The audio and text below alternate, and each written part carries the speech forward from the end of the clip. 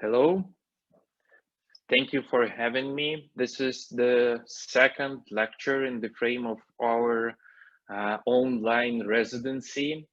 And today we will speak about Ukrainian culture during the full-scale invasion of Russia.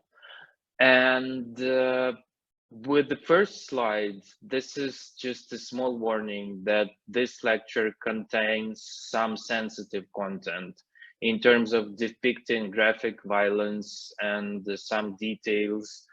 But this is the reality that we are living through, and this is the part of the whole contemporary art in Ukraine, and being the part of the discourse and trying to understand how we can talk about the atrocities and about the horror of a daily life. So let's start. Uh, Next slide, please. Just few more warnings, as this is my second lecture in the frame of the residency. So please get back and watch the first lecture if you haven't done it yet, because in the first lecture, I speak about the basic vocabulary of how it is okay to talk about the full-scale invasion. I tell my story in the first lecture, and I give a short presentation of how the full-scale invasion influenced my life and the life of my family and my friends. And in this first lecture, I apologize for the not so. Sometimes it is really hard for me to stay in the focus of the neutral discourse and neutral intonation, because again, this is the reality that we're going through, and this is my experience through this 12 months that's the full-scale invasion is happening in the 9th year of the Russian invasion into Ukraine. This lecture is more visual oriented. As far as I'll try to cover almost all spheres of the Ukrainian cultures for this 90 minutes or something like that, I'll try to do this like a short digest or a trailer for the bigger story or the first part of the bigger talk about Ukrainian culture under these horrible circumstances. I won't talk about, for example, Ukrainian theater. I will talk a little, just a short introduction to what's happening with the Ukrainian literature, for example. But I will talk more about contemporary Ukrainian art, illustrations, etc.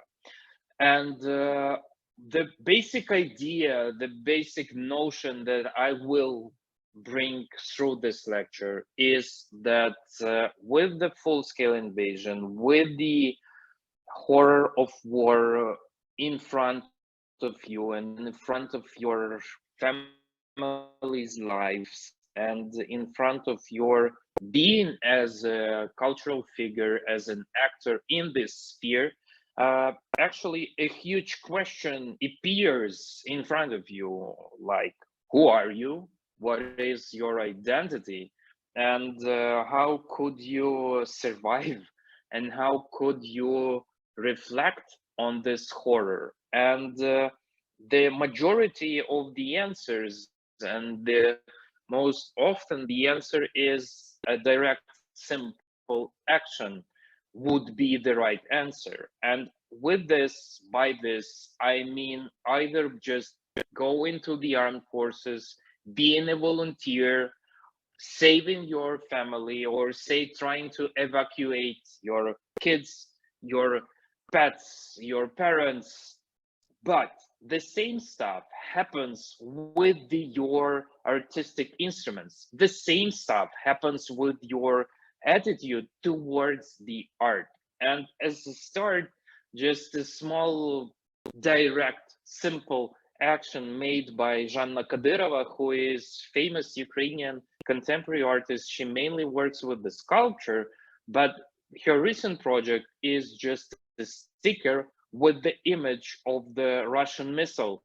And she puts the stickers in different windows, glasses, and surfaces all over the world trying to remind that this is our daily reality, and this is her direct, simple interaction with the perception of a viewer that wouldn't have this direct connection or experience being under the war and being under the intervention or occupation by Russia. On the next slide, the same project of Zhanna Kadyrova.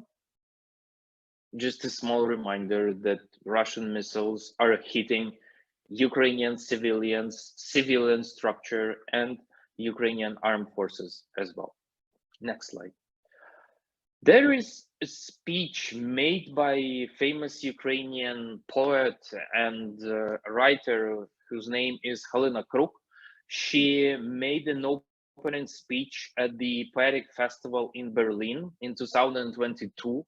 And this is actually the talk, the theoretical basis, but made by deep poetical voice that I usually remember.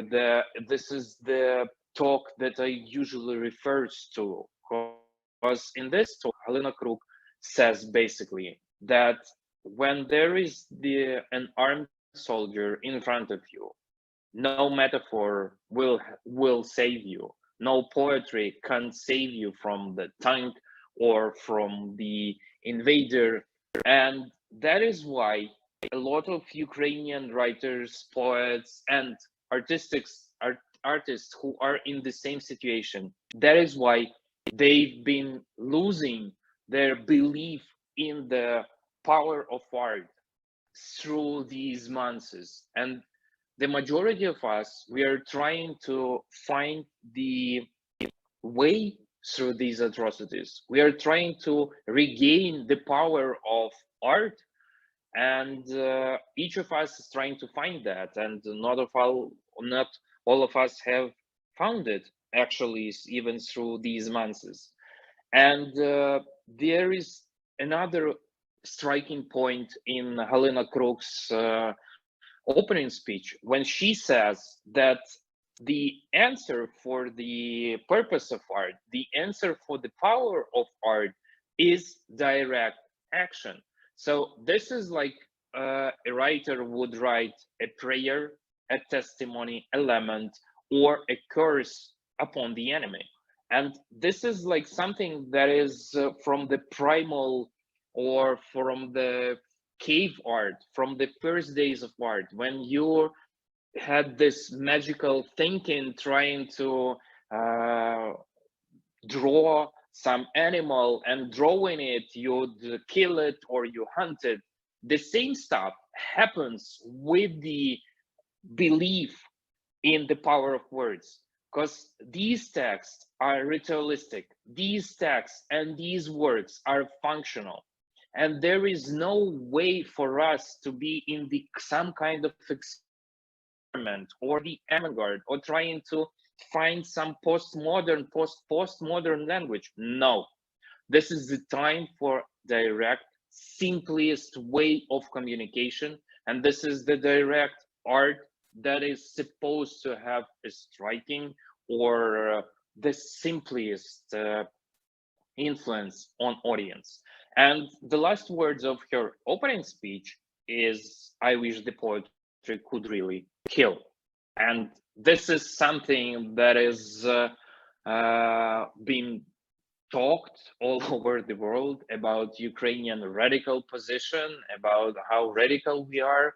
And but this is the reality of the reconsidering what is the peace, what is pacifist idea, and how you can defend your nation, how could you defend your land, and what could you do while being a painter, a dancer, a writer, a poet, or a translator.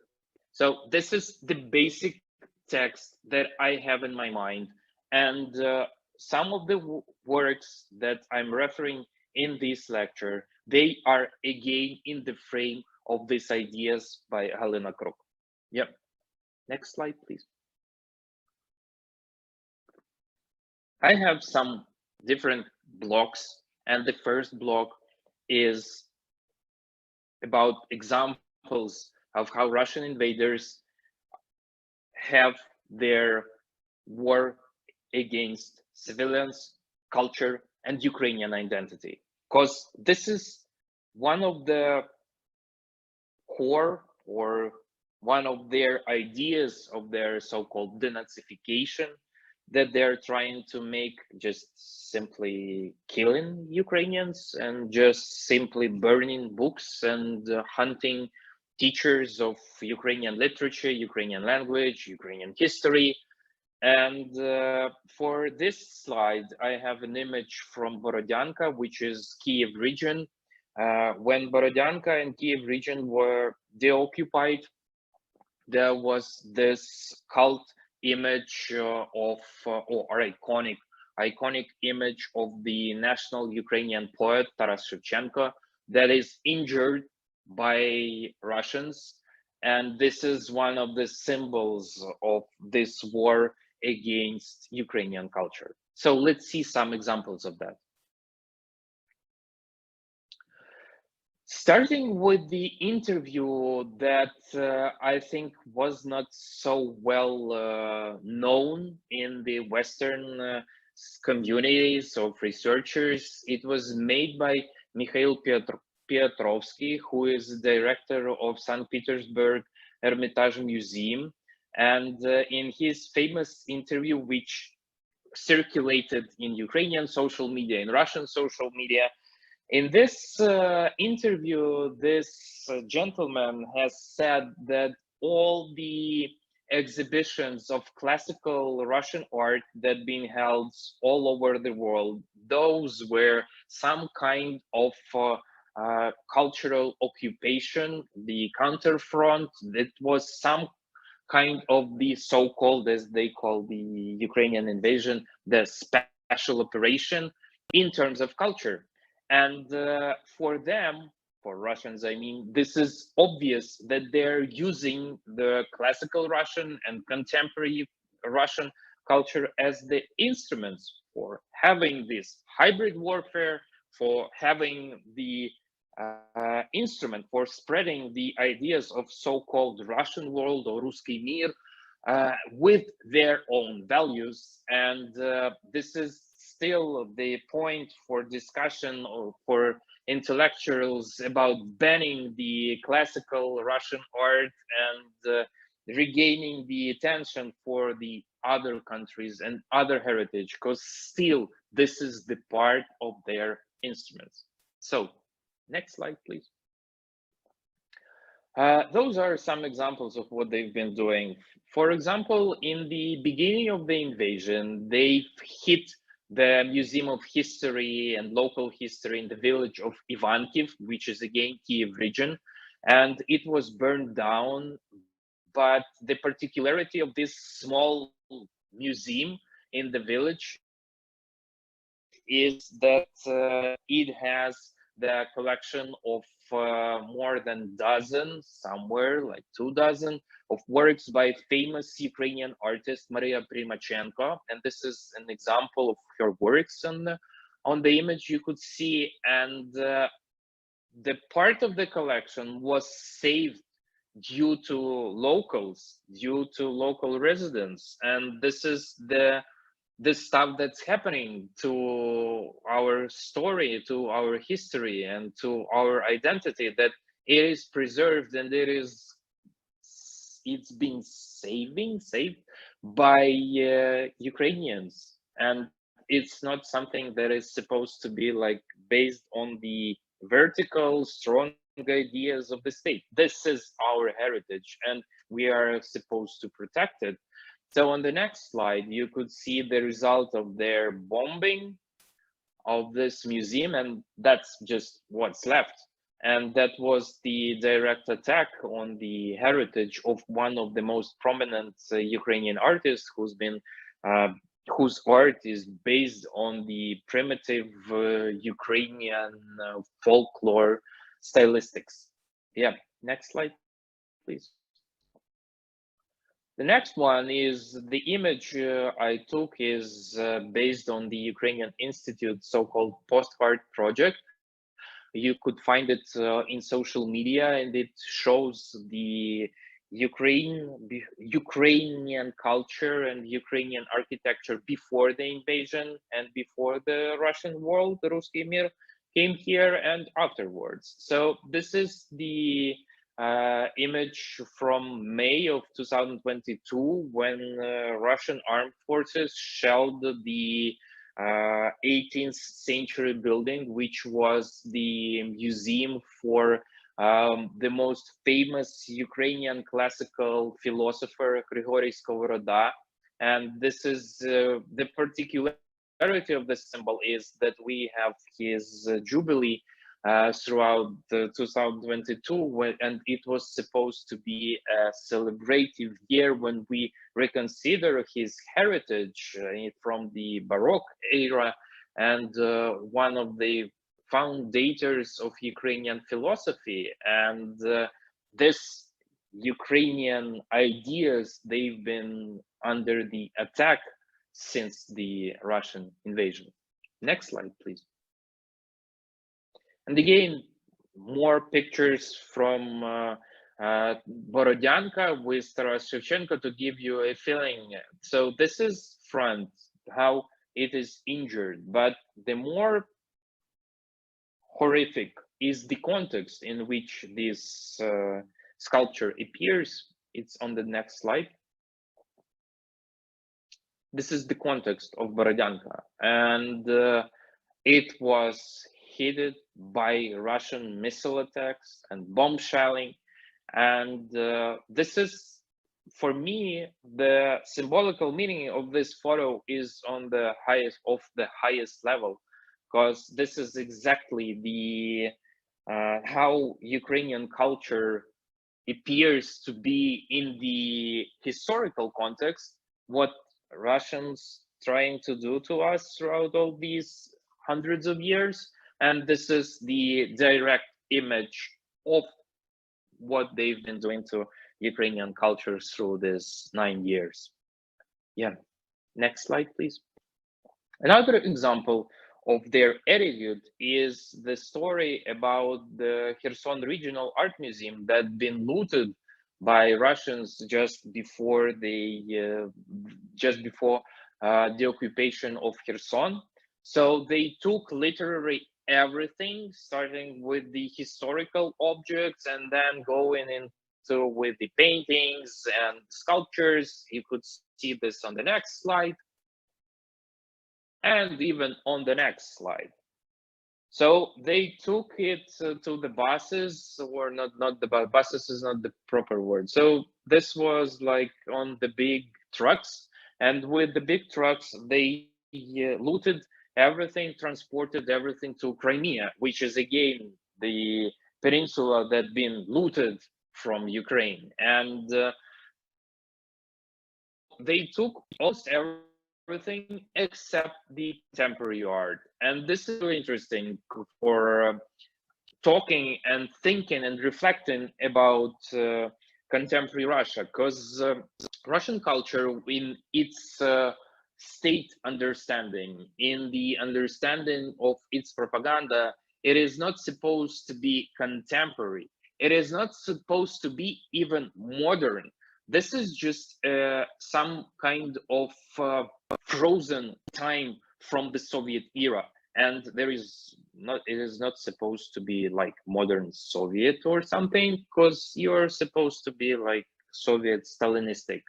And this is the stuff that Russian soldiers and those who've been looting Ukrainian classical art, they don't appreciate contemporary art, and they don't see any value in it. And this is something really interesting to research on.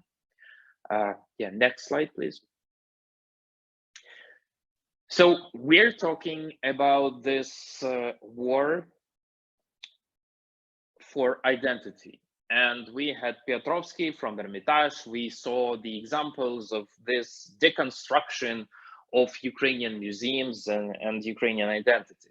And here is an example of how actually Ukrainian culture could counter attack, how Ukrainian culture could regain its power. And the one of the most prominent examples is this huge retrospective of Ukrainian modernism from the early 20th century. The title of the exhibition is In the Eye of the Storm. So it's being held in Spain, in Madrid, for you see almost half of a year, and then it will move to Ludwig Museum. And this is a huge retrospective that contains almost a full range of media, and it contains around 70 works. And this is a huge instrument of showing that there is this some kind of shades in the old term of the so-called Russian avant-garde, because when you'll try to look in the details, you'll see that this story is not so simple. So this is again something about getting the right narrative, and again getting a right perspective on the history of Soviet art, and on the history of the earliest 20th century, and the huge wave of Ukrainian artists, with the majority of them executed by the Soviet state. Yeah, next slide, please. Another part of this regaining its being a subject of the history, having our own voice, this is the story of reconsidering the history and who are those artists from the classical era who were previously called or labeled by Russian artists, and who are indeed Ukrainians. So this is just a short message, short news about the stuff that happened just recently. That Metropolitan Museum of Art in New York reclassifies three painters who are Ivan Aivazovsky. A lot of his paintings has been looted by Russians in Crimea and in Kherson as well, and Arkhip Kuinji and Ilya Repin. So this is one part of that. So who are these Ukrainian painters? But on the other hand, another process is happening when the works of art that been labeled and has been established with the Russian context, they are now reconsidered. And for example, another point is about this news that the National Gallery in London changed the label of Edgar Degas painting formerly titled as the Russian Dancers into Ukrainian Dancers. And I also put here a small note by Ukrainian historian and writer, amazing Oleksandr Mykhed, and she said, deliberate or just lazy misinterpretation of the region as one and Russia. And this is really important stuff, because it's not only about gaining the decolonization and speaking about the right Ukrainian artists or historical truths. It is again about the other shades of nationalities and contexts that are in the shadow of this so-called endless Russian history. And this is the process it's in the full scale, and it's gonna happen more and more with other labels and with other optics, because it is much more complicated than just being labeled as Russian. So on the next slide, there is this example of dancer in Ukrainian dress and how it looks like, just to give you an idea. And next, please. And this is another point, that the whole discussion about this war is in all medias. It's it is on all platforms, and Ukrainian cultural activists could be useful and could find their own niche in each of the platforms. And this map story is inspired by the activity of this project in Twitter, Ukrainian Art History, which has been organized by Ukrainian art historian and journalist Oksana Semenek, and her work online and contacting and writing and speaking publicly speaking with the Western institutions of reconsidering the history of art. So this is one of these small examples of what Ukrainian activists could do. Next slide, please. So this is the direct step to another level of the counterfront in the Ukrainian cultural sphere. In the first lecture, I've mentioned that Ukrainian humor is one of the biggest instruments that's hitting Russian invasion, and we have even these funny special Ukrainian memes forces that's been providing tones and tones of content all over the world. And one day I hope to see the establishment of the real museum of Ukrainian memes and the results of their work. So let's see some examples of this. So this is a slide, for example, the screenshot from Al Jazeera when they try to explain the memes, how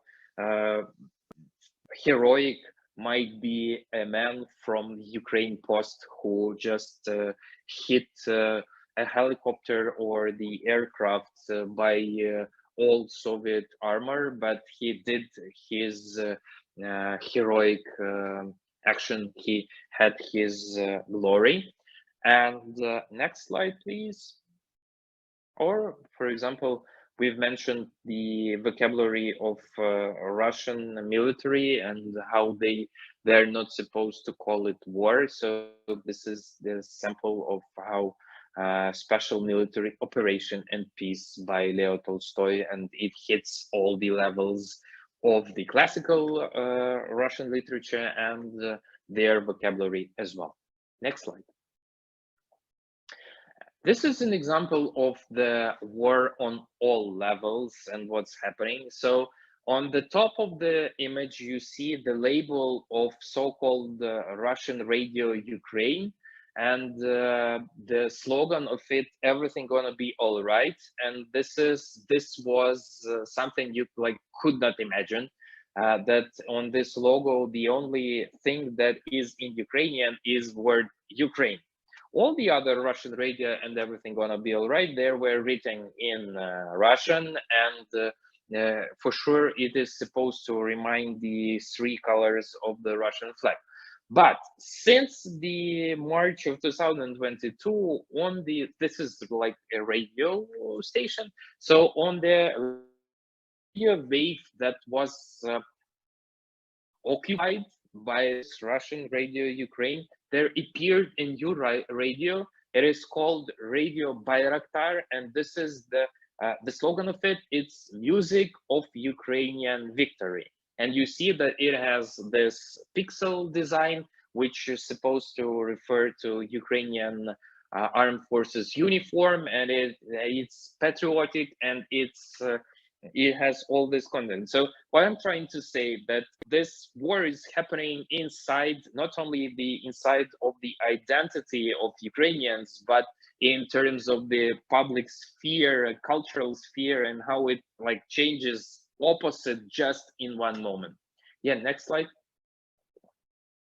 The same stuff is happening to Ukrainian YouTube, because all of a sudden Ukrainian audience realized that a lot of Russian bloggers that they follow, they're actually Ukrainian ones, and they were attached to Russian content, to Russian speaking content. And there are these famous bloggers who changed their mind, and all of a sudden they start doing content in Ukrainian for Ukrainian audience and communicating the values of the Ukrainian identity to their audience. And this is another really interesting example, because we had all these discussions and special explainers in Ukrainian media that you are not supposed to watch Russian content, because this Russian content converts into money that finance the Russian armed forces. So this is just the direct understanding that your visual habits, your habits in terms of content, they are strictly connected to the bullets and to the armory that are hitting yourself and hitting your cities, etc. Next slide. Another just few words that if you don't know the phenomena of NAFO, which is North Atlantic Fellows Organization, I highly recommend to you to go into deep with this phenomena, because this is the internet community of those who support Ukrainian armed forces and Ukrainians online. And this is some kind of instrument or the path that a Western audience could take in support of our fight for Ukraine.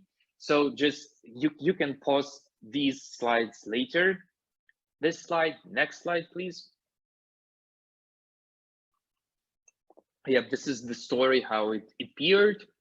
Next slide, please.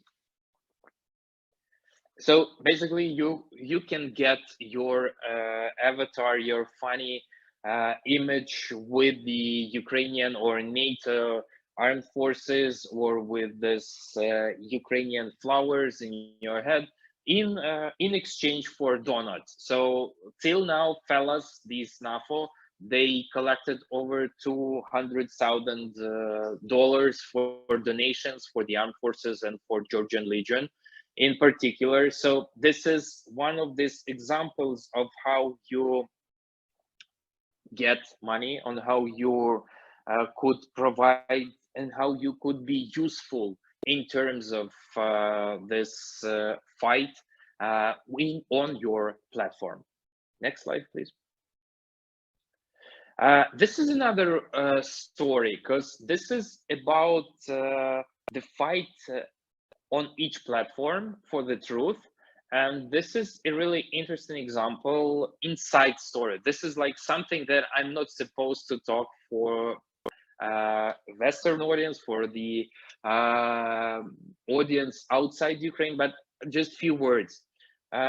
We had this story in the beginning of the year. There was a horrible strike by Russian missile attack on the civilian house, and this was something, another example of this horror that leaves scars on the whole country.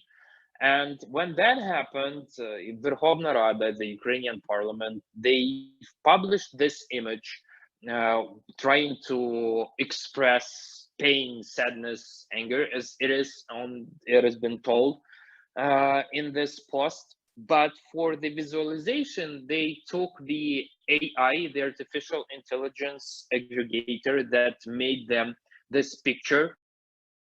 And this was, they just deleted almost immediately when they realized that, or their SMM manager realized that this is something that we are not supposed to do, because the realistic, the documented level of horror is so huge that you are not supposed to make an image. You're not supposed to make it even more sad, or you're not supposed to manipulate in any kind of way with the reality, because the reality is a pure horror as itself, as it is, and as the whole documents that we will see later in this lecture.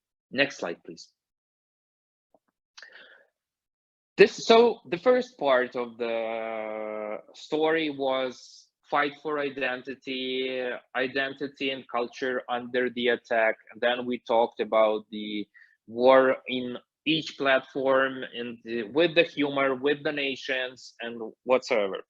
So we're getting closer and closer to the cultural community. And this block is dedicated to institutions. And this is, again, something that is hardly imagined in 21st century, when the institution, which is Yermilov Center in Kharkiv, for example, which is the center for the contemporary art.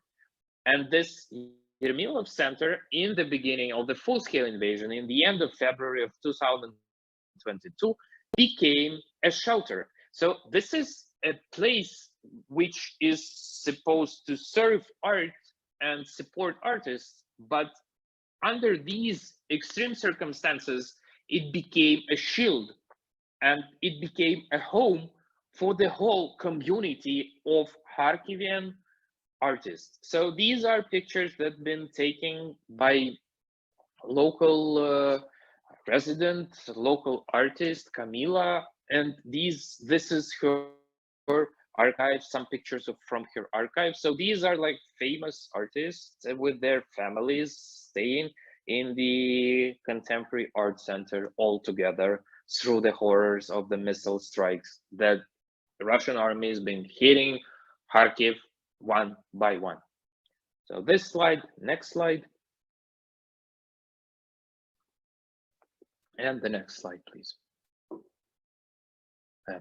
So this is just something, the community getting back to its basic, when the community might survive only together. And when we've talked to them in the beginning of the full-scale invasion, and I said, like, are you sure that it's okay for you to stay all together? And we will talk about this artist today, Konstantin Zorkin, who is in the left corner.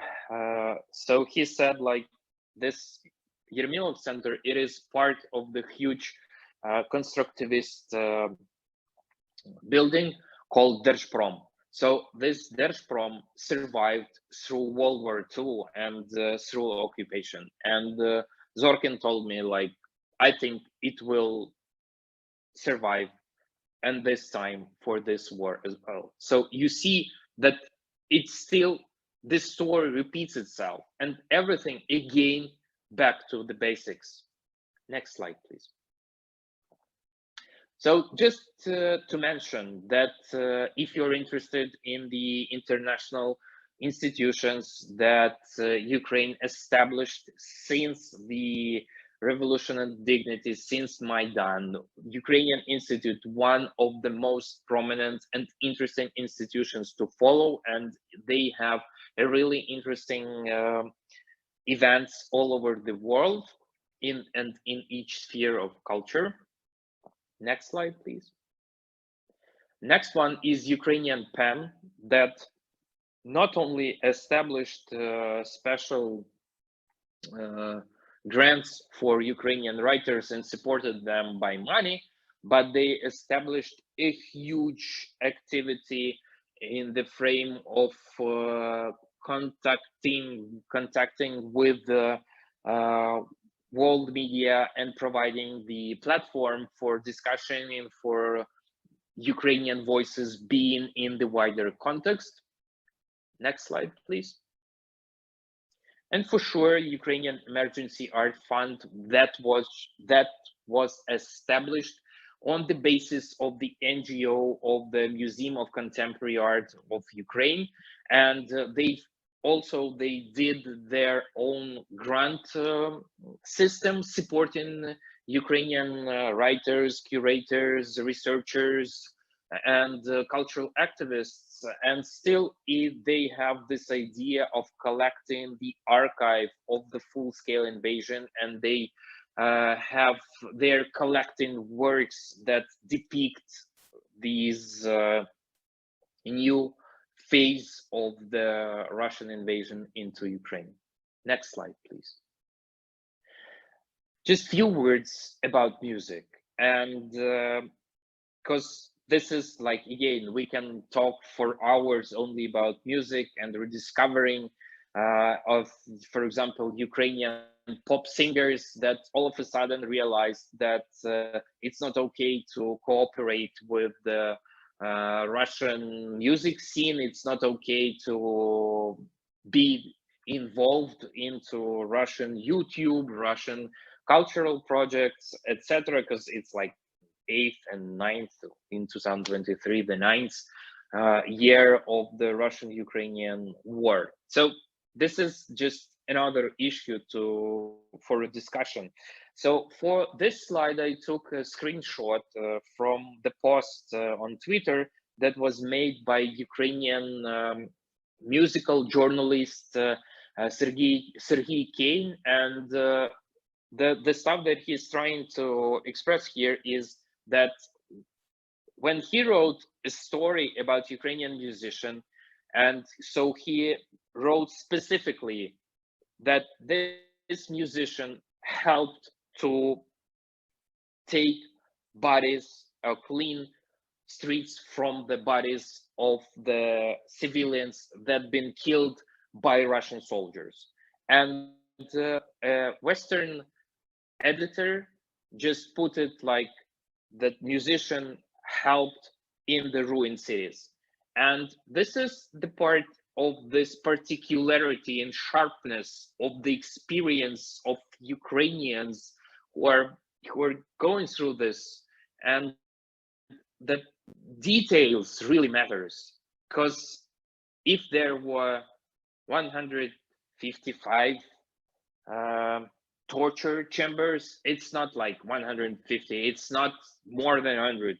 This is like a specificity that matters. And this experience of, for example, Ukrainian musician or another Ukrainian cultural figures is really important in terms of what we are going through. So next slide, please. So, for example, for the Western audience, for the international audience, you probably might visit their concert. Their name is Dacha Bracha, and they've been through all these years. They usually have these slides, and they usually communicate from their musical stage, No Words Stop Pudding. And they've been political, and they had their positions through all these years. And this is another stuff that I'd like to mention in the frame of our talk, that to my mind, the art that's been produced through all these months and through all these years, it is not supposed to be political. It might be funny, it might be easy, it might be just not focused on the war or on politics. But to my mind, in the frame of the survival of the whole nation and the whole culture, an artist, a writer, a musician, a singer, a dancer is supposed to be political by himself. By this, I mean, like, a song might not be directly political, but you could make a concert in support for gathering donations for the armed forces or in favor of volunteers. And your art might be an instrument for providing the activities for this war of the whole nation. This is something really important to understand about Ukrainian art since 24th of February, because even those visual artists who were really leftist and who tried to find far-right movements in Ukraine, they changed their mind and they realized that this is a false narrative that they've been following, and their position totally changed. Yeah. So next slide, please. Another example of the political message. It was during the Eurovision contest, and the Ukrainian group called Kalush Orchestra in the finals of Eurovision, they put a message about the defenders of Mariupol and defenders of Azovstal, and that was really important in terms of sharing the information. Just saying these simple words, save Mariupol, save Azovstal, it influenced on the global scale of interest and spreading the information about defenders of Azovstal. And till now, there are a lot of these amazing people captured by Russian armed forces still. Yeah, next slide, please. Another example that this is a really interesting particularity, that in terms, when we speak about the support of the international music scene, it is usually supported by international rock musicians. And this is one of these examples that Pink Floyd made their cover, they made their song featured by prominent Ukrainian musician Andrey Kurkov, the voice of a group that I really like called Boombox. So they made a track together, and it is another example of how you could communicate with the music. You could express your support. The same stuff happened with U2. Same stuff happened with Ed Sheeran, for example, and Metallica made their donations, and we had the special concert by Portishead as well. And so there are a lot of bright examples of the support on the international level. Next slide, please. This slide is just to give you an idea of how creative might be a musical performance, and it serves the idea that I mentioned, that you're not supposed to be, your art is not supposed to be political, but you are. So this guy is Stas Korolev. He is with the bass guitar, you could see him. So he made so-called endless concert, and the idea of the concert was to grab the, or to reach the 1 million of hryvnias, Ukrainian hryvnia, online through the donations of the audience and through the getting the attention to this event. So this performance lasted 6.5 hours, and so they got even more than that. And this was this idea of the creative service to the nation and to people. Yeah, next slide, please. And this is this stuff that I'd like to mention. When this video will appear on YouTube, this amazing project called Varnyakanya, made by Anton Slepakov, a famous rock musician, rock star in Ukraine, and his friend Andrey Sokolov, who also has a really interesting solo project with the electro music. So their European tour will end, but please follow them, and as might you see their project in your city, because this is an example of this art that's being produced under the circumstances of the full-scale invasion. This is just a way that all of us trying to do in our own medias. So this is just a musical and poetical diary, and it grabs stories with some symbolical meanings, and still for each performance they try to collect donations in support of volunteers or specific armed forces units.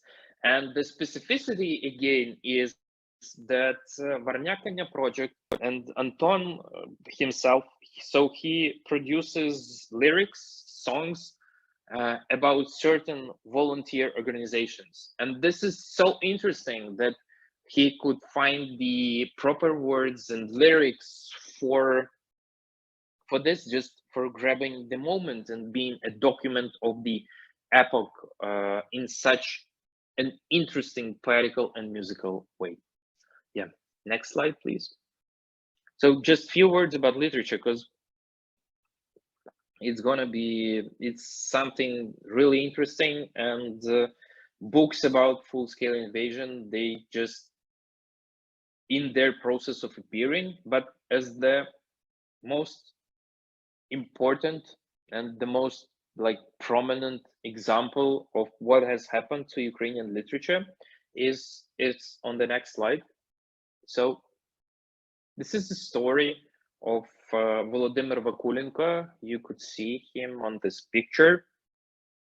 He is a Ukrainian poet, and he wrote books for kids, and he stayed under the Russian occupation in Kharkiv region near Izum, and he disappeared early during the occupation, and nobody knew what has happened to him. And he during his first days under the occupation, he wrote his diary, and he stayed with his son and his father, who is disabled person. So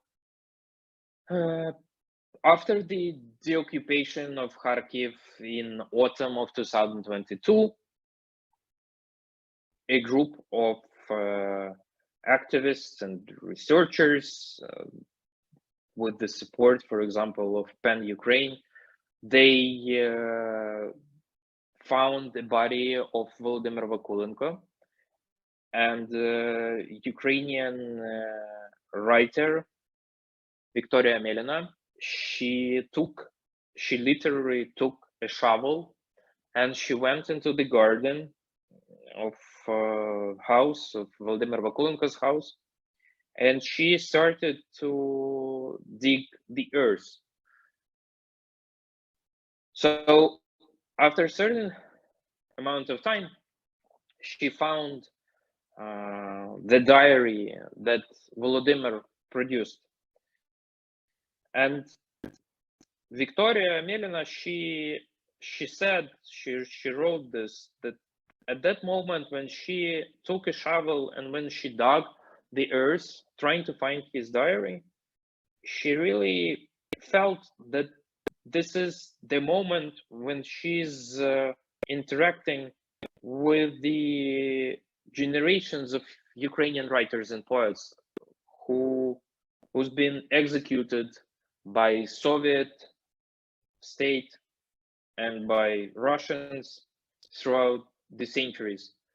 And this is one of the most horrible and striking symbols of this Russian-Ukrainian war. And this is just to give you an idea of how dangerous Ukrainian culture appears to be in the eyes of Russian occupants. Next slide, please.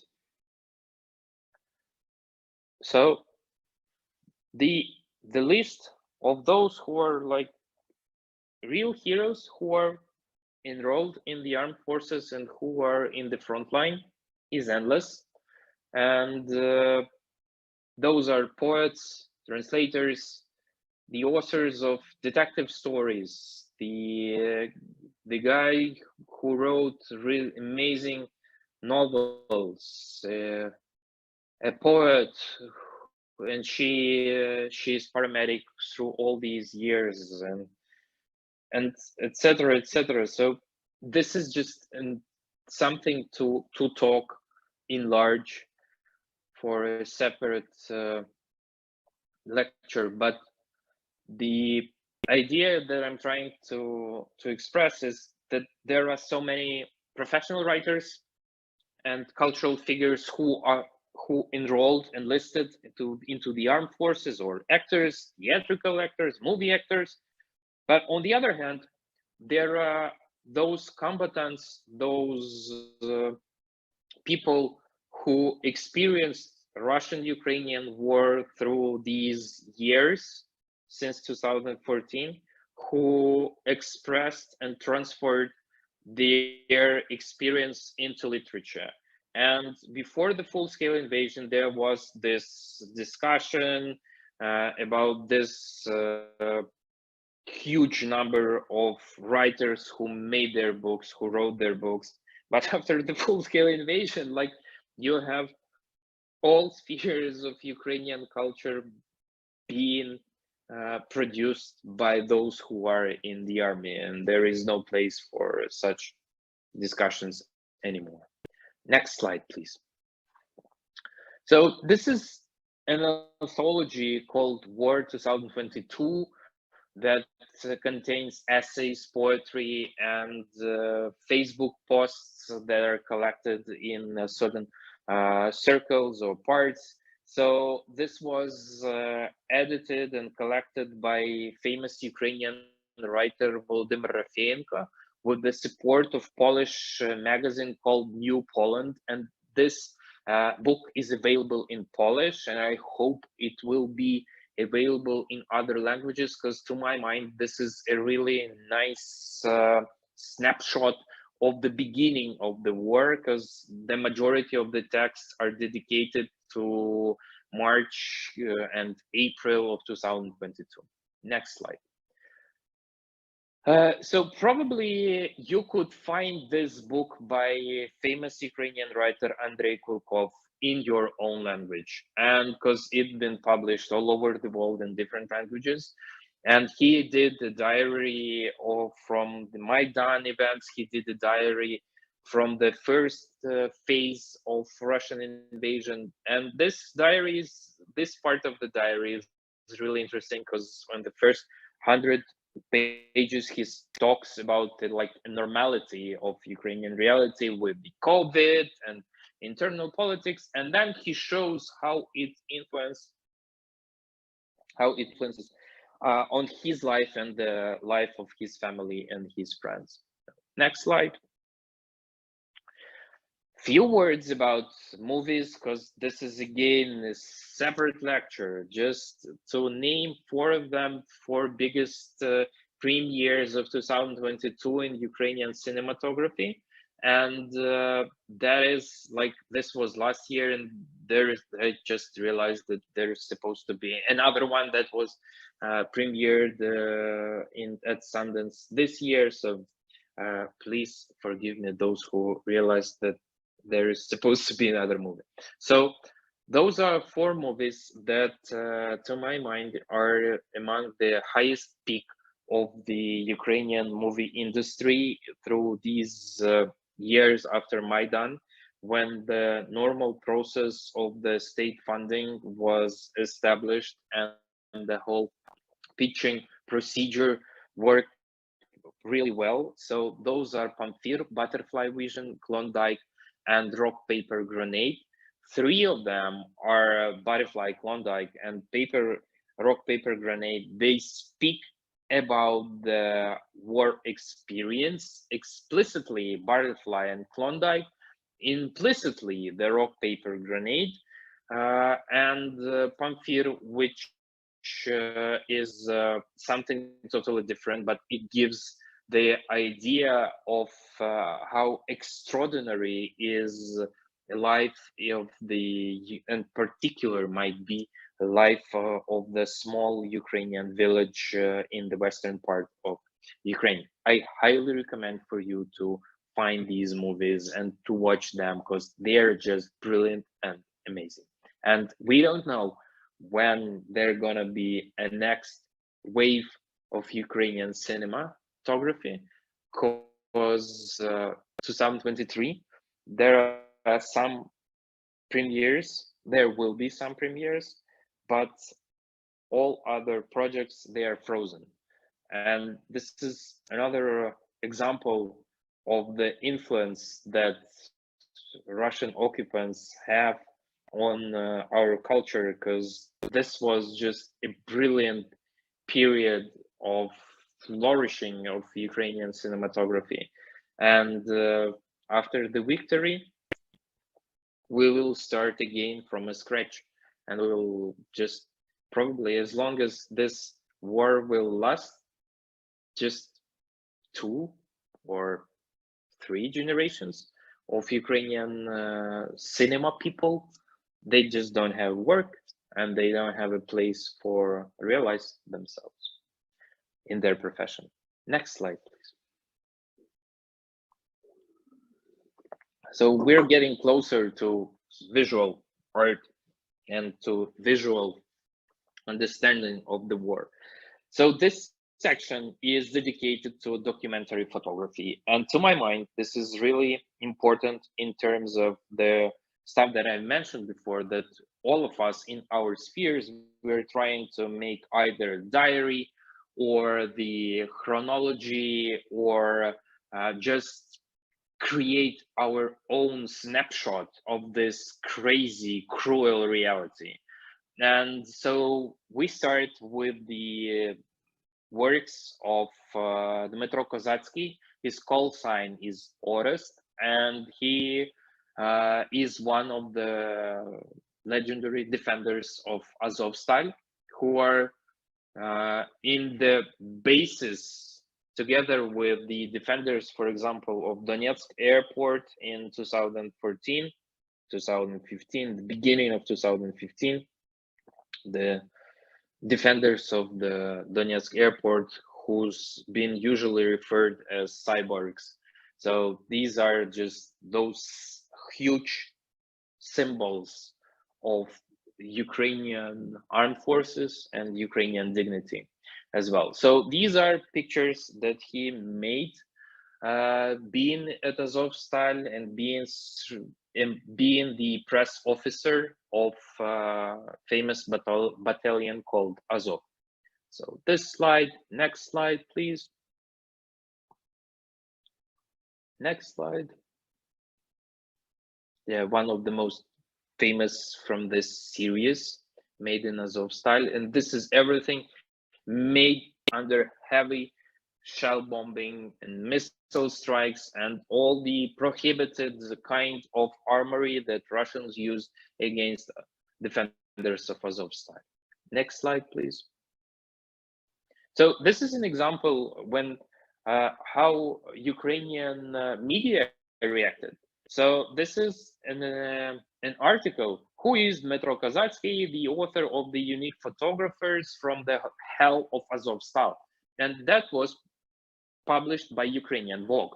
And this is an example of how Ukrainian media became another instrument for the fight, and how the fashion media reacted. And this is really interesting because now they're preparing, for example, the anthology of Ukrainian short stories and Ukrainian reportage, nonfiction. And I have to tell you that this is some of these texts, they are really far from high fashion talk. They are more about this kind of news and this kind of discourse. Next slide, please. And this is Dmytro Kozatsky after he came back from Russian captivity. And this is an example of Russian attitude to Ukrainian defenders. So he and his body became a visual evidence of their attitude and what they do to the Ukrainian defenders. Next slide, please. Next visual storyteller and novelist and writer and journalist and photographer is Mstislav Chernov, and his famous series called 20 Days in Mariupol, that he spent almost 3 weeks there since the full-scale invasion, together with Yevhen Maloletka. We will mention him further. So just some pictures from Mariupol and another kind of evidences. So this was made when the Russians hit the I don't know, the North House, where the pregnant women are. Next slide. Next slide. Father with the body of his relative. Next slide, please. Next slide. Next slide, please. This is not Mariupol. This was, I guess, in Kharkiv, and this is another just example to give you an idea of the journalism and the optics of Mstislav Chernov. Next slide, please. Next, please. So he made not only the photo series, he made a movie called 20 Days in Mariupol. This is documentary, and it became a winner at Sundance Film Festival. This was the audience award, and I hope you'll have a possibility to watch these evidences in your country. Next slide, please. So this is part dedicated to Yevhen Malolietka, and he spent 20 days together with Mstislav Chernov in Mariupol, and Yevhen was called the photographer of the year, for example, by The Guardian, and these are examples of his documentary photography. Volodymyr Zelensky, for example, the president of wartime. Next slide, please. This is a photo made in Yahidne in Chernihiv region, when 350 residents of the village were held for almost 1 month in one basement altogether. And this is the calendar that an old lady kept. And on the right side, you could see the names of those who've been killed, and on the left side those who died, and the calendar in the center. As I hope I haven't mixed up the lines, and I talk about this example of communication during the full-scale invasion in the first lecture. Yeah, next slide, please. Next slide. Next slide, please. Next slide. This is in Kiev, for example. Next slide, please. This is in Izum after the occupation, when another mass burial was discovered. So this is trying to get a proper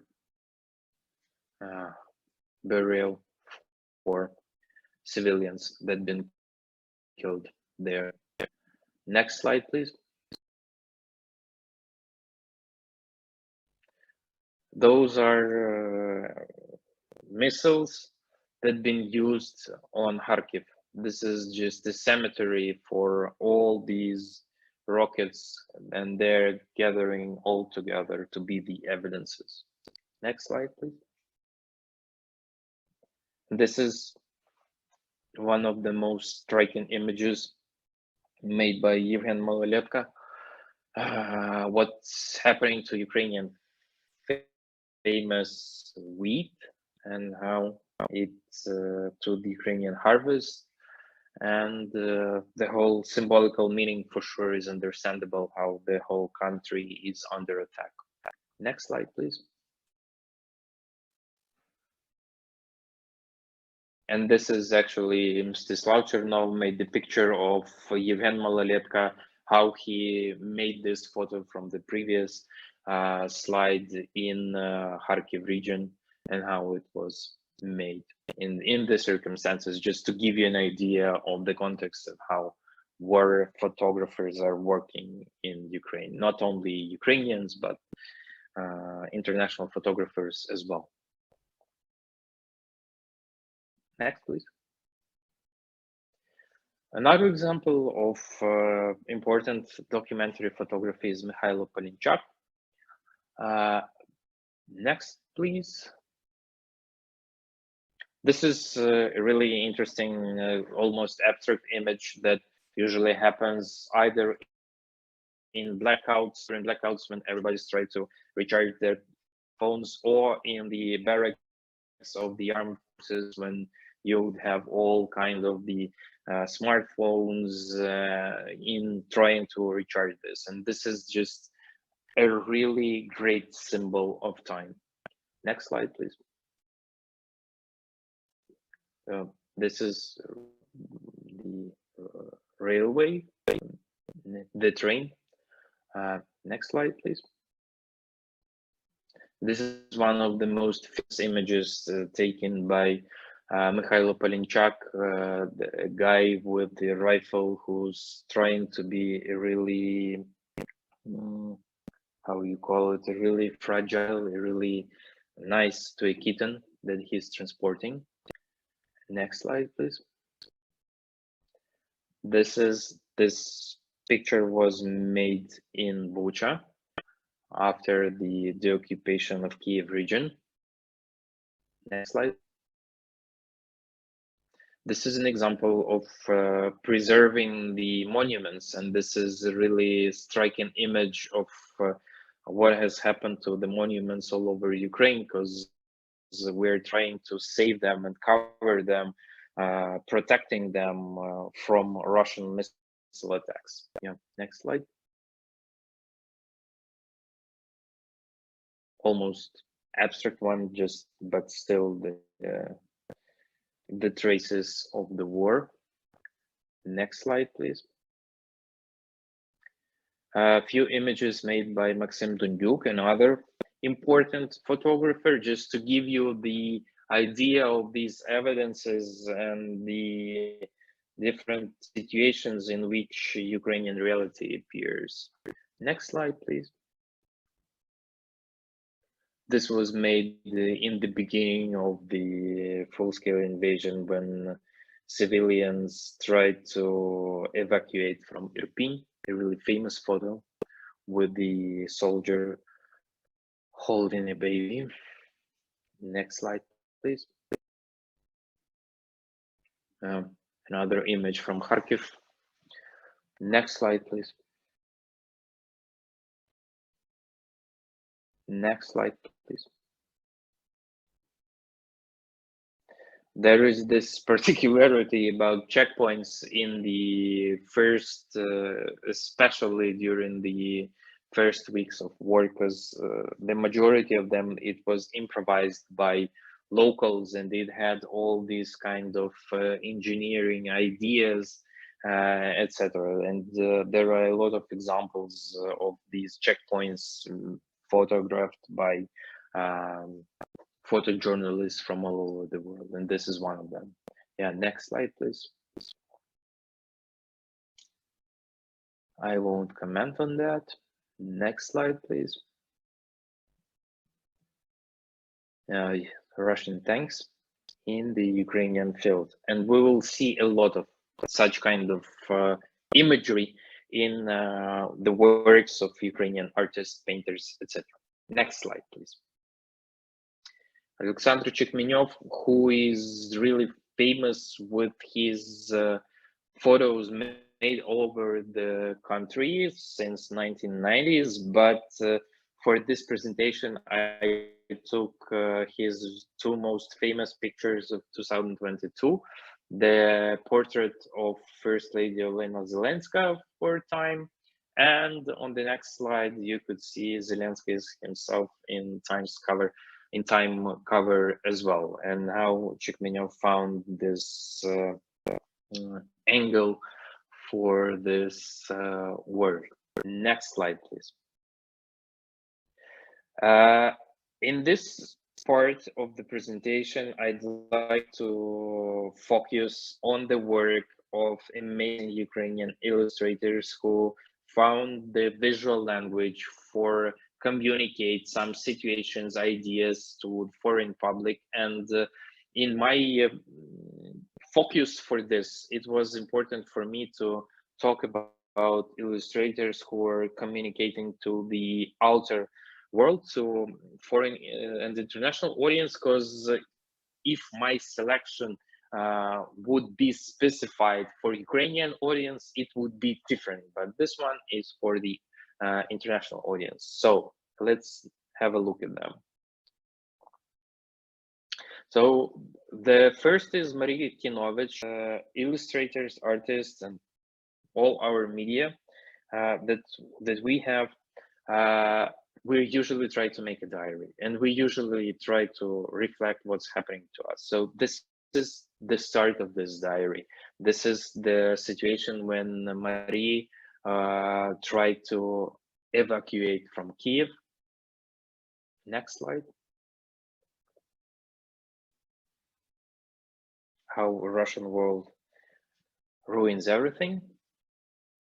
Next slide, please.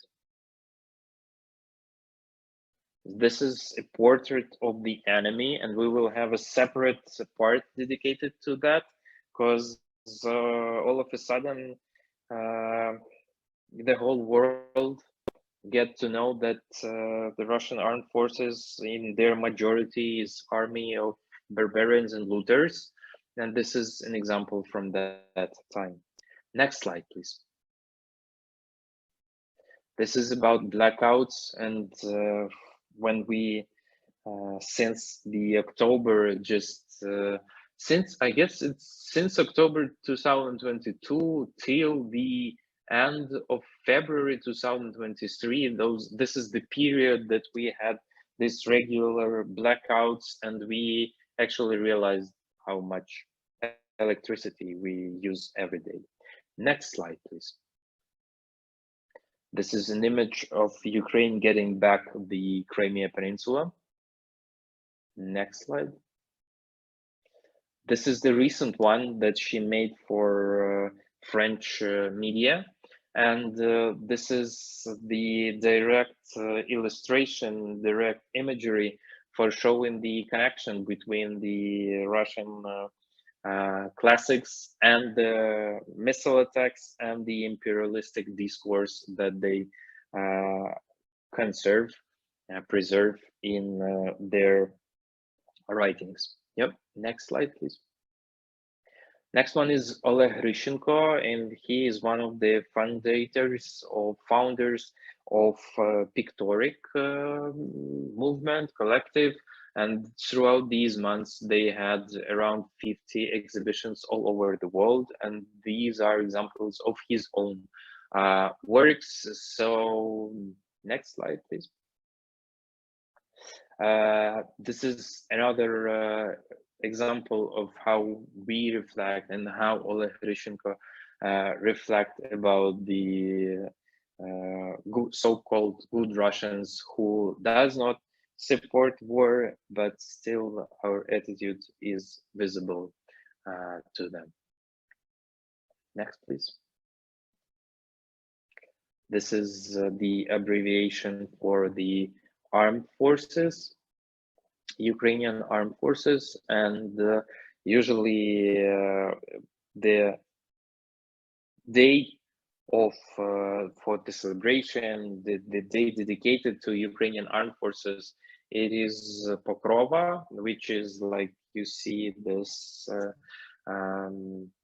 Mary, the saint that she's holding. This is Pokrova, and she's holding like the whole nation together with the armed forces, protected from the enemies. Next, please. This is the Trojan horse, again with the good Russians that are trying to invade on the with the strategy of their color into Ukrainian context. Next slide, please. And this is Ukrainian defenders and Ukrainian mother with a kid that are protected by the book or the collection of poems and writings by national poet Taras Shevchenko. And this is actually like classical figure classical book, and his heritage protects us from their strikes. Next slide, please. She is the part of collective called Serigraph, and they work together for international media. And these are some examples that they made for the social media and for international media. So this one is Putin as talking with all these slogans and famous quotations from George Orwell's 1984. Next slide, please. This is the sign of the first weeks when we usually exchange with the messages, how are you, is everything okay? And this is another example of this stuff that I call the language of war, when the instruments of language are aimed on showing the sympathize, the empathy to your compatriots. Next slide, please. Yeah, that happened again in the early stage of war when Russia bombed all the oil depots, trying to reach all the oil depots on Ukrainian territories. Next slide. Next slide, please. And I guess the last one is the last illustrator in this section is Sergei Mykhed, who, for example, worked with New Yorker and who had his own visual diary. So this is the checkpoint. And next slide, please. Ukrainian defender from the territorial defense, I guess, in Kiev. Next slide, please. And next, please. This is the part which I supposed to warn you that it has a lot of graphic content, and this is warning is made by Ukrainian chatbot called No Father Bot, and it had a huge scandal in social media, but there was a certain period of time when Ukrainian social media played with this. So basically it's chatbot that you could put a slogan, a phrase, a sentence, whatever you want, and you point it in the chatbot in Telegram, and then the chatbot produces the image with this sentence, but the whole each letter is made out of bodies of dead Russians. And this was like for a few weeks, this was the a toy that everybody played. And this is something really important in terms of understanding of our attitude to the enemy. This is the something to talk about our attitude to dead bodies of the enemies, because this, just put it in the simplest way, this would never happen if they would not appear on our earth. And this is just to put it in the most simple way. So this is actually the first time that I played with this chatbot for this presentation, and this is to warn you that there are going to be images produced by Ukrainian artists of the dead bodies and the portraits of our enemies. And I think it's interesting in terms of the visualization, the enemy. So let's have a look at that. The first one is a series of posters made by famous Ukrainian artist Oleksandr, who usually works with the installation and the media art. And this kind of posters, it's his kind of making a visual diary. So this one is a reminder for what has happened to Russian warship in the beginning of the war, and how we consider all the occupants heavy armory and techniques and all of them as the collective Russian warship. Next, please. Yeah, there are a lot of attempts to show these parallels between the Nuremberg process after the World War II with the necessity of the contemporary Nuremberg for fascists, for the Russian totalitarian state, and those minions who support it. Next slide. Yep. This is just direct and simplest to put it, to visualize your enemy. Next slide, please. This is a really important one because this is again refers to Azov and to what has happened in Mariupol, because Russians bombed the local Mariupol drama theater, which became a shelter for around 800 of people. And there was this huge letters, huge inscription with a white painting called like saying kids, and it you would observe this from your drone, from your air spy techniques. You could see this, that this is a shelter for civilians and for kids in specifics, but Russians hit it with a bomb, and now they're dismantling the ruins of what has been left after the Mariupol drama theater. Next slide, please. So,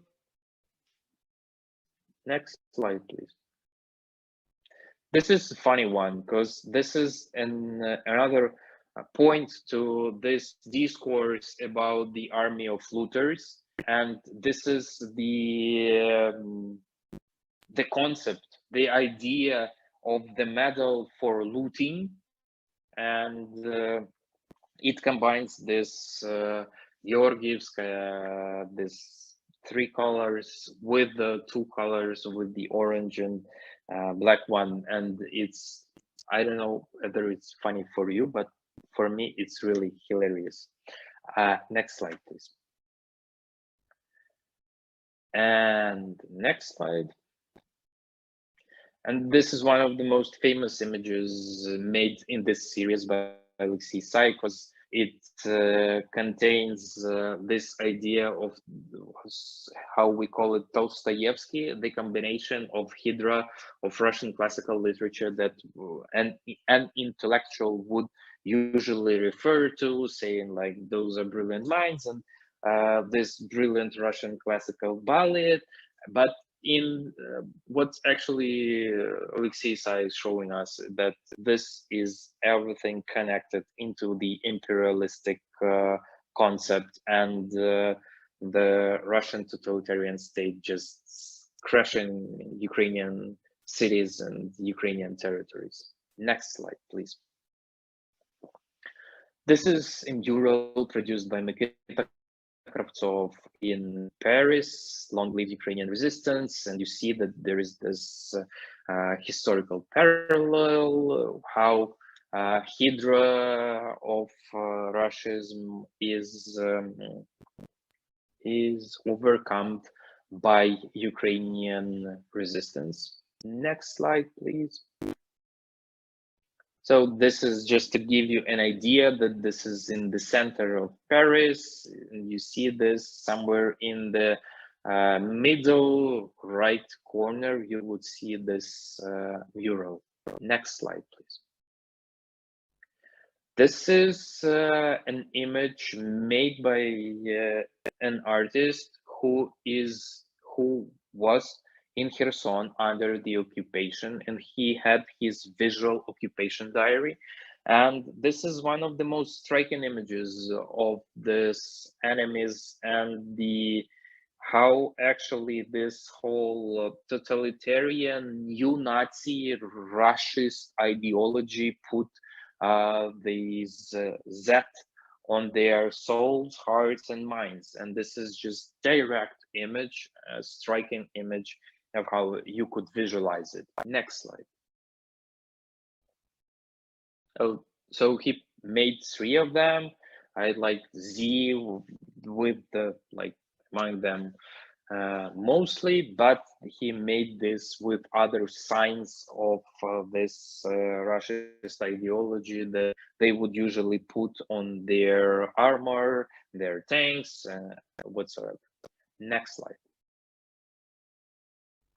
This is an image made by a Ukrainian artist whose pseudo is Sadan, and this is one of the most famous images of the Russian looters in the Russian army, and it like a lot of media use it, and I think it's interesting to put it in this context to see it once more in the context of other visualizations of the Russian soldiers. Next slide, please. This is an image made by Sadan as well. Its title is Z Nation, and this again trying to visualize the idea of the totalitarian regime. Next slide. For sure, a caricature of imperialistic armory and the ideas of Putin.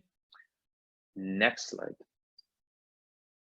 This is a series of paintings made by Vitaly Kravets, who made these figures of, again, depicting the Russian society and the Russian soldiers with the huge humoristic intention in it, but still with the really interesting plastics and visual language. Next slide, please. And the next. And just to give you a context how it was displayed in the gallery. Next slide, please. So this is going to be a small block of the graphic content. Famous young Ukrainian artist Yuri Pikul, who has different medias and different painting techniques. This is one of his recent paintings with these almost abstract expressionism, depicting the body of the Russian occupant who appeared on Ukrainian land. Next slide. This is a part of the series produced by Odessa-based artist whose name is Serhiy Boshko, and it is dedicated to depicting of Russian occupants in different situations, and this one in specifics is dedicated to the prisoners of war in Kherson and how they stated that that Russia is in Kherson forever, but it appeared it's not. Next slide, please. These are paintings made by Serhiy Zakharov, who was kept and tortured by separatists in the early stage of the Russian invasion in 2014.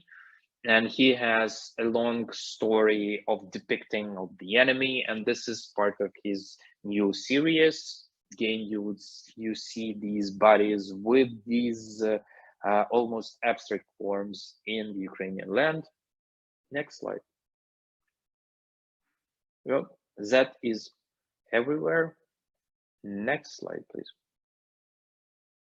And this is really important one because it has a symbolical meaning, just not only saying and not only mentioning how interesting Zakharov works with the geometrical figures, but and the composition as well. But in specific, I really like on this painting that he focuses on the instrument and how Russian soldiers would usually use civilians as a shield and how they would usually cover their atrocities.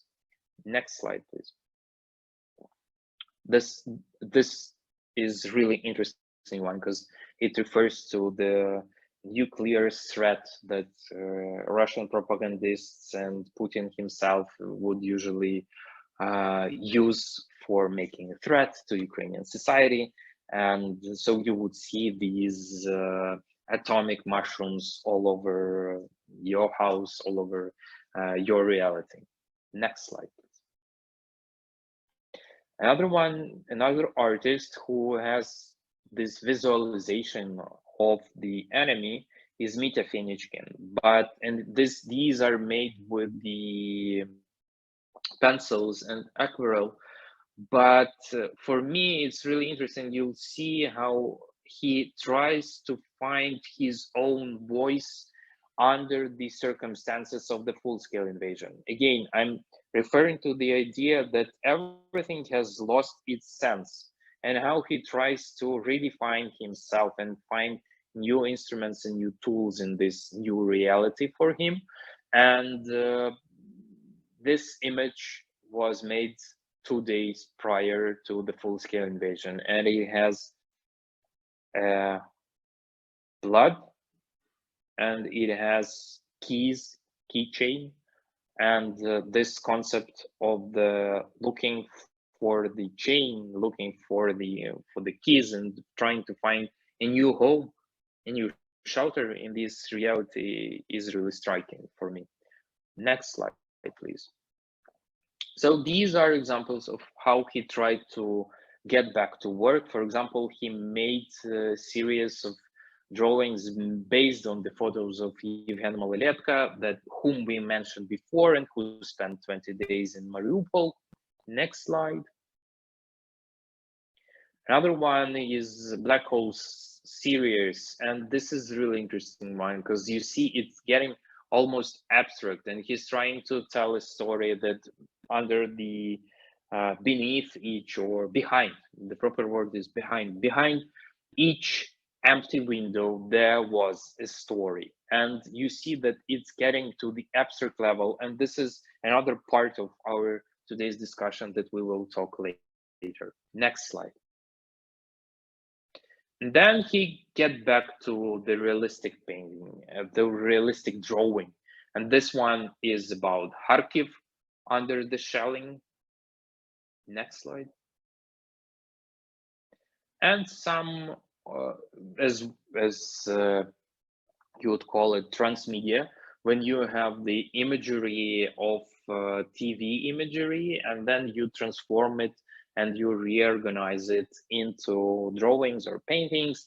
So this one is dedicated to famous Ovsyannikova case, when world intellectuals and media tried to find another good Russian in the beginning of the war. And what Mitya is trying to show that actually there is Konstantin Ernst, the head of the Russian TV behind it, and it's everything is again the special operation.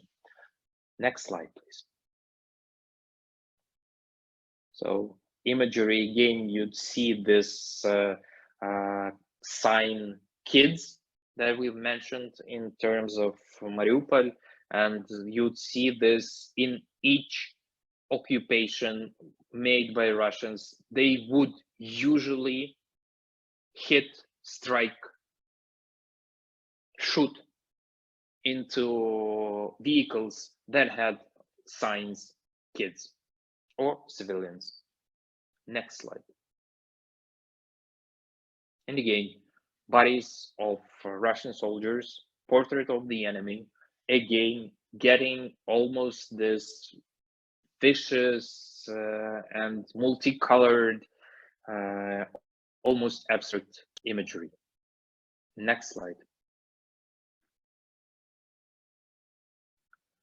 This is supposed to be a funny one, showing the way for Russians that during the early stage of the full-scale invasion, all the road signs, they were either blacked or they were renewed with the cursing to the enemies and showing like, you can fuck yourself here or you can fuck yourself over there. And that's the part of this discourse of the language of war.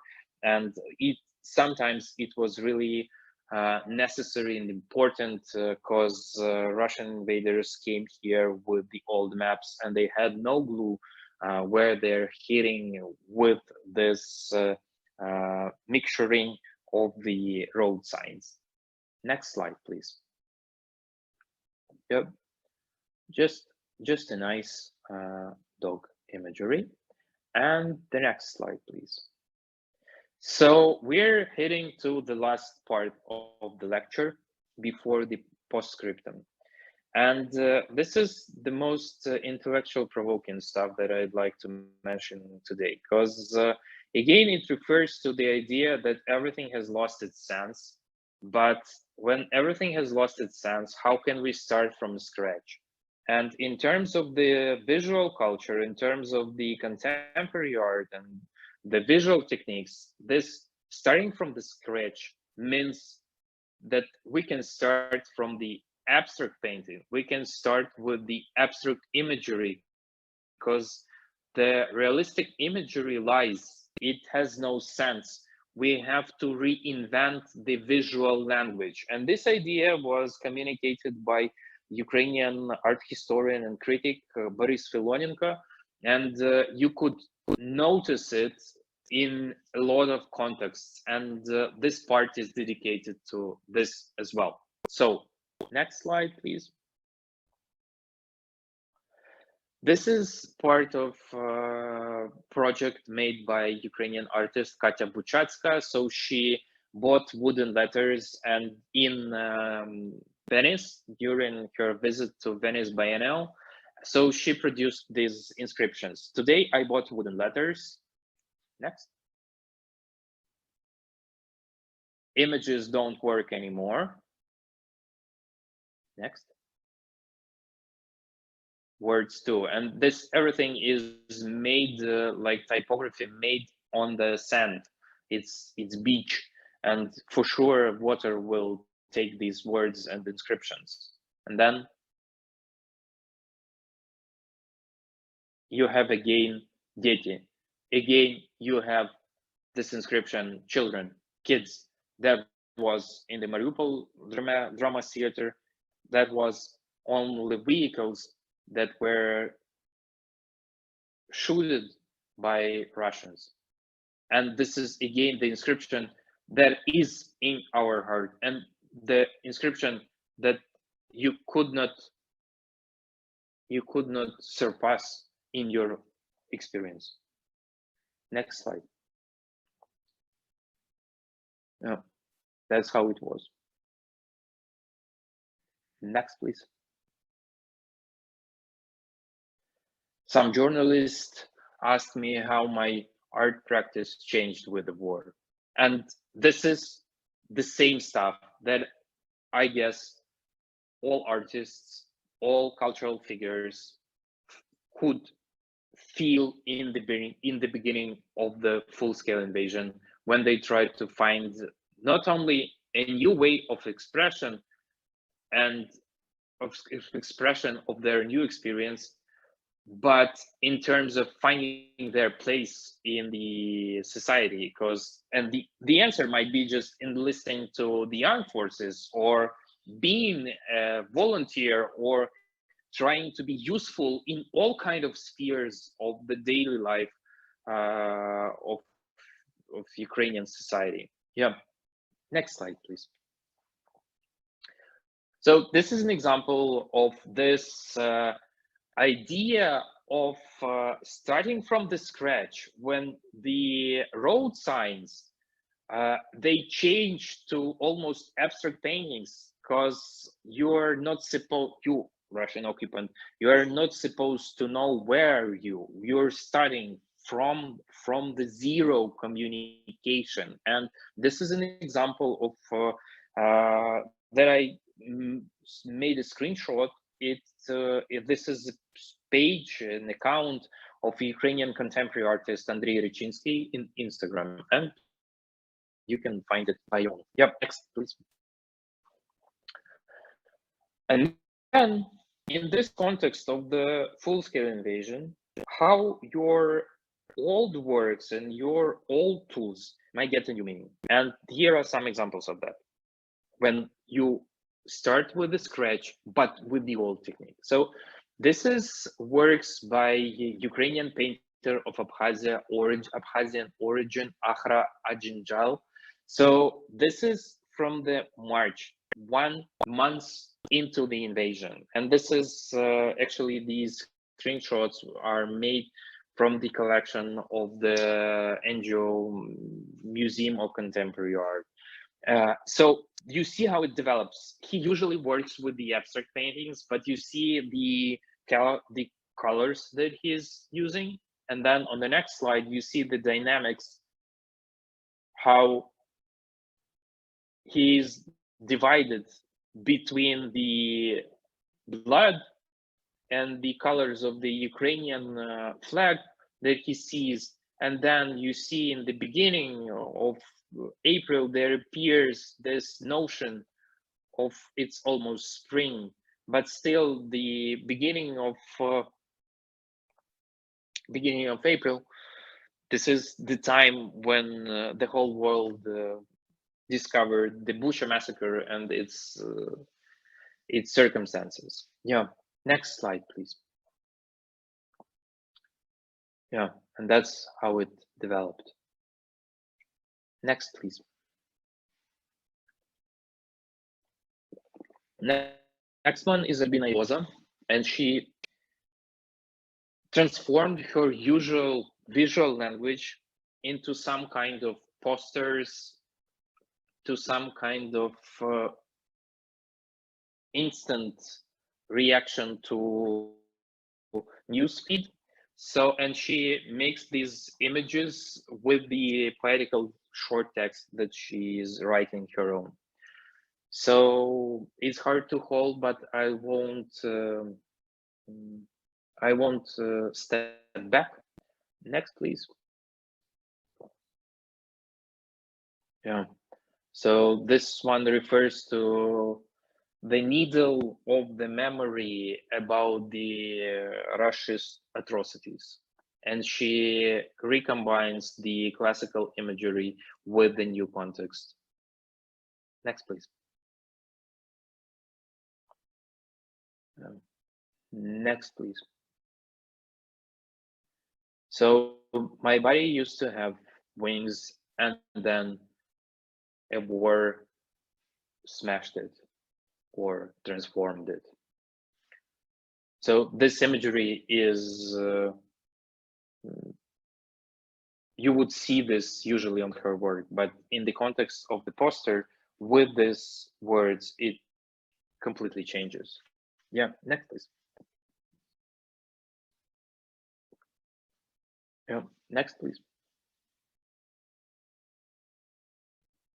This one refers to the idea that a soldier or the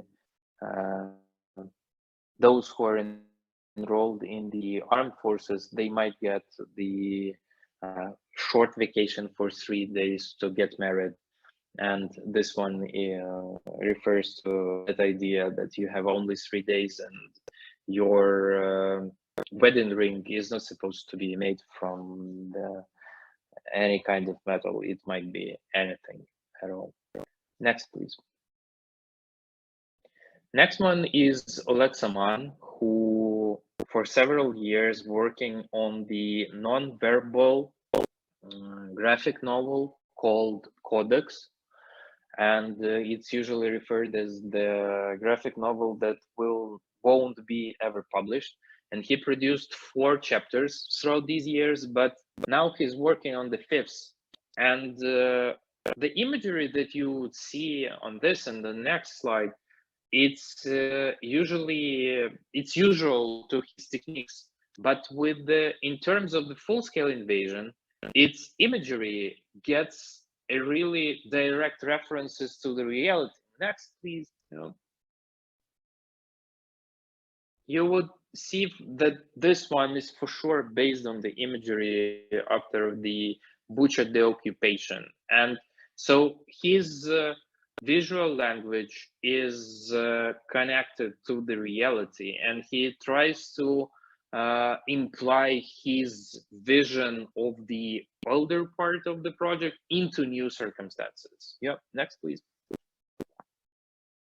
Yeah, next, please. Yeah, so before the invasion, it might look like some kind of the amalgama of different symbols from different layers of culture.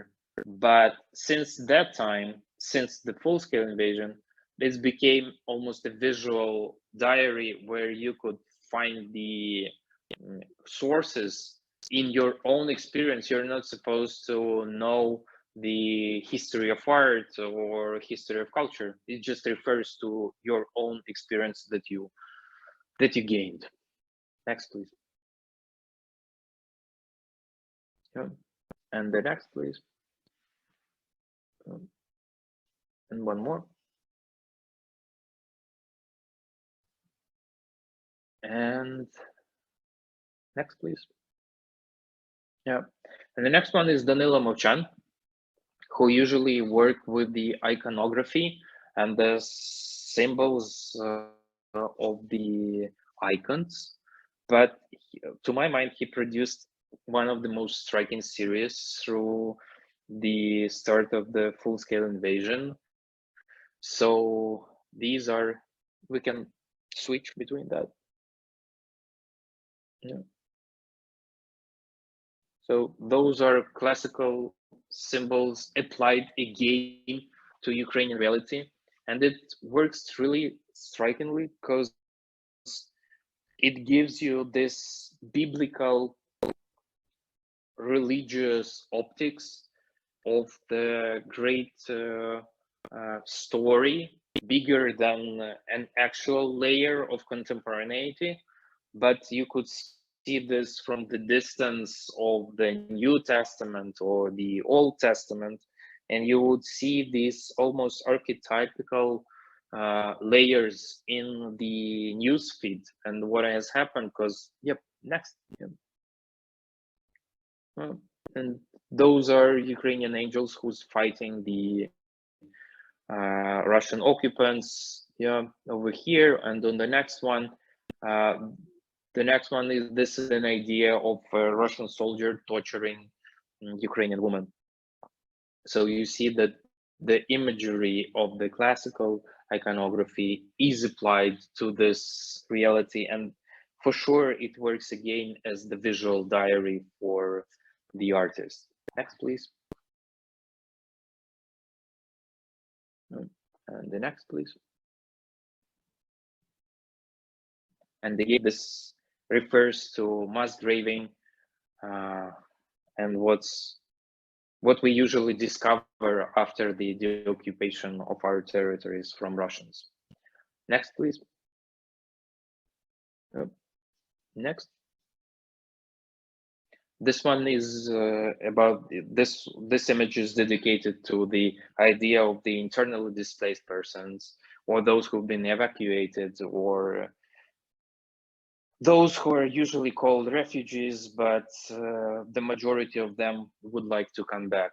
This is the idea of how you're holding your home and how you move on holding your idea of the home with you. Next, please. Yeah. And the last artist that we will talk before the postscriptum. So his name is Konstantin Zorkin. I mentioned him. He's one of the artists who stayed at Yermilov Center in the beginning of the full-scale invasion in Kharkiv. So since the full-scale invasion, he's been working on the series called Protective Layer. It has been shown already at the Yermilov Center, and he said that this is the stuff that he owed to the to Yermilov Center as a shelter for him and for his amazing family. So usually he works with the wood, and usually he would create the some crazy toy instruments that would become alive during his performances. And through these performances, he tried to have some kind of ritual. But before the full-scale invasion, this ritual, it seems like it had no specific aim. But with the full-scale invasion, his old techniques and his understanding of art get a purpose. And so he is creating this protective layer for his native city that's being under the shelling. And his art and his performances and his stuff that he's producing, it gets a new idea of protecting. And in the case when he's showing the enemies, it's about insulting the enemy. And with this idea, I think we have the full circle with the Helena Kruk ideas that I've mentioned before about the poet is not the Ukrainian poet, a Ukrainian poet is not interested in the experiment. He needs to write a lullaby, a curse, or a prayer. And Zorkin is a great example of this. So just a few pictures from his exhibition, his recent work dedicated to the native town. So please next. Yeah, so next, please. Usually he works with the wood, but for this series, he switched to the metal, and he said that for him, metal actually is the example of this harshness of war and how, because it represents the rockets and the armory and wreckage and ruins. And this is another stuff that, for example, Mitya Fenichkin refers in his interviews, and he says that that is really hard for him to stay in the proper forms, because the reality of war is usually foggy and usually it dissolves. So he usually would make that, and I think a lot of artists would refer to that as well. So next, please. Yeah, so you see how these layers trying to protect the city, and how you try to literally start a city, a town, a nature even from the scratch. Next, please. And the next. I really like this picture because it was made during blackout, and how this gives you an idea of how Ukrainian audience would the majority of time would visit galleries and exhibitions, and you would enlight your way to that. Next, please. This is a really important one because this is a helmet for the enemy, and this is the torture helmet with all the anger, and all the cursing that a heart of an artist could produce. Next, please. So this is a head of the enemy, and this is a helmet for torturing him. So they might be connected. Next, please. Yeah, this is Zorkin by himself with his work in front of the Kharkivian ruined house, and we are at the final stop. Yeah?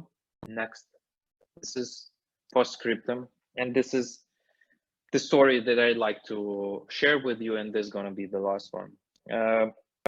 When we talk about the full-scale invasion, we talk about the Russian invasion into Ukraine for 9 years, when we talk about the genocide that they're acting to us,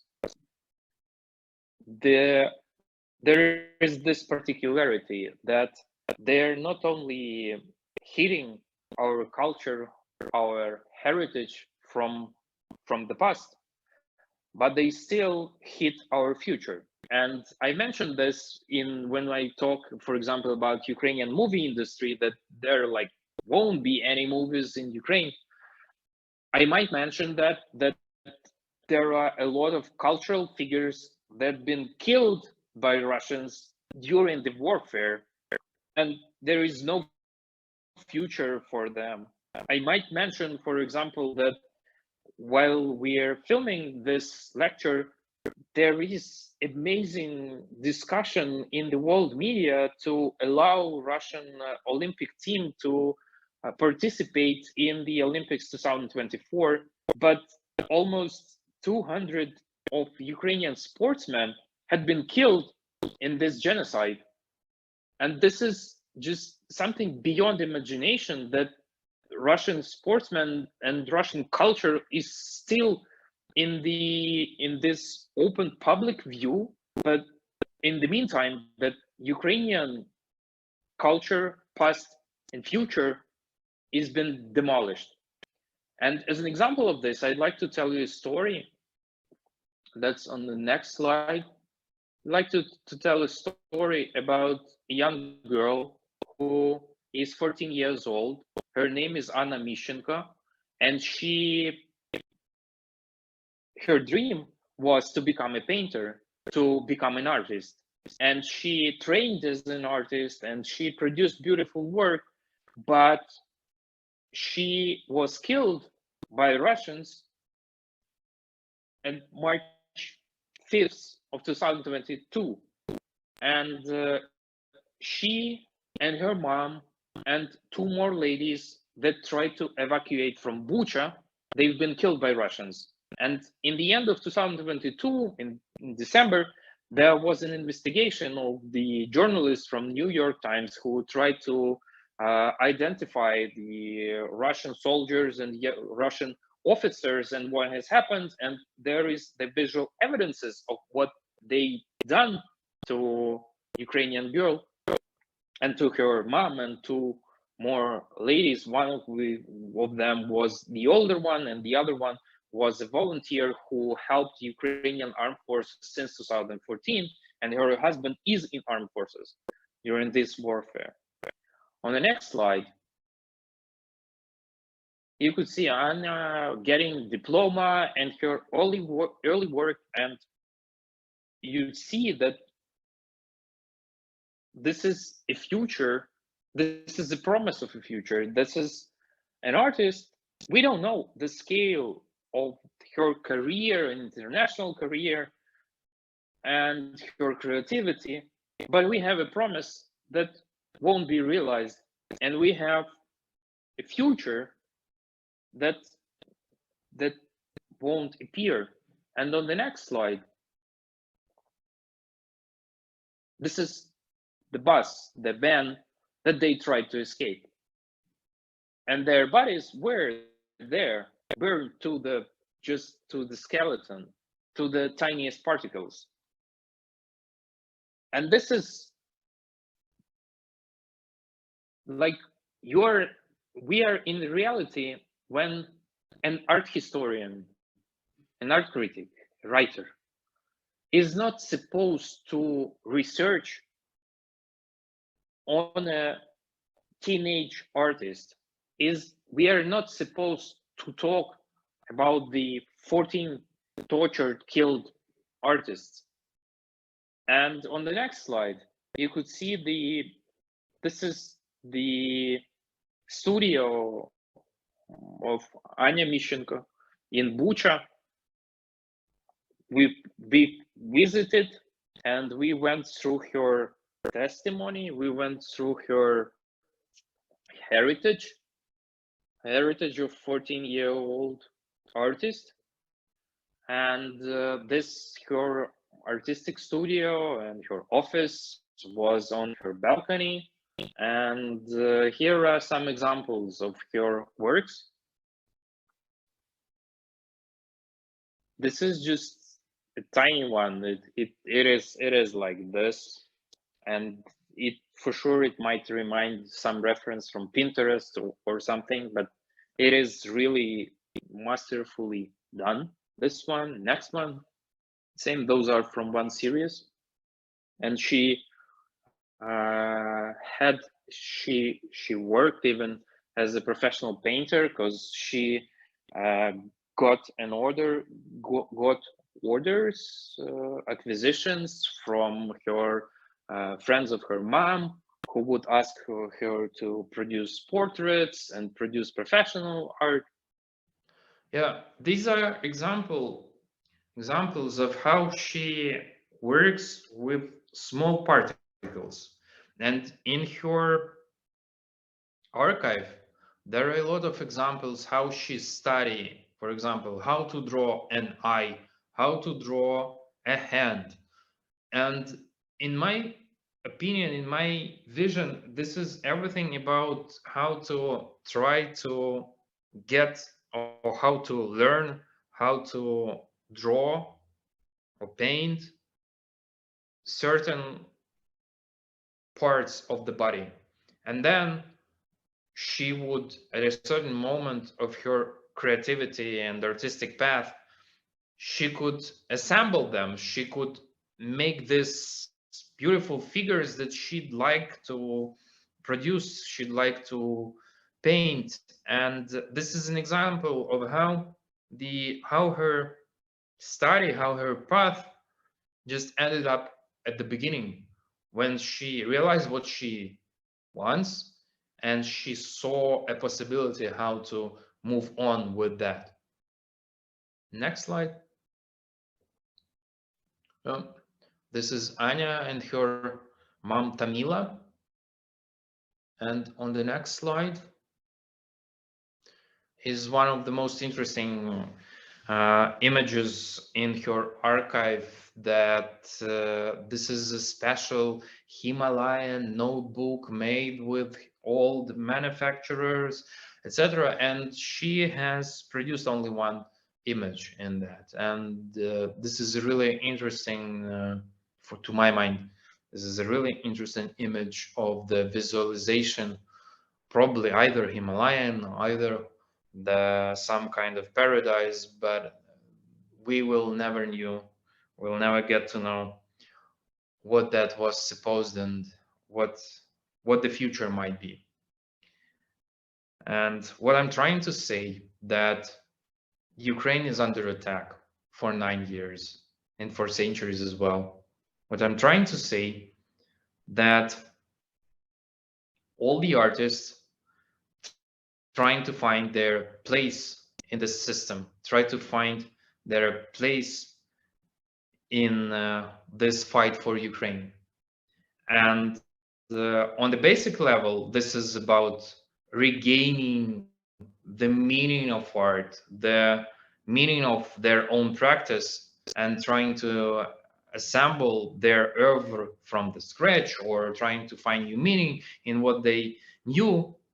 But in the majority of us, we're trying to make a testimony of what has happened and what's happening, because we understand that the whole reality is dismantled, the whole reality is broken, and we have to gather it in all small particles and in all elements. And what I'm trying to make in a symbolical level on the next slide,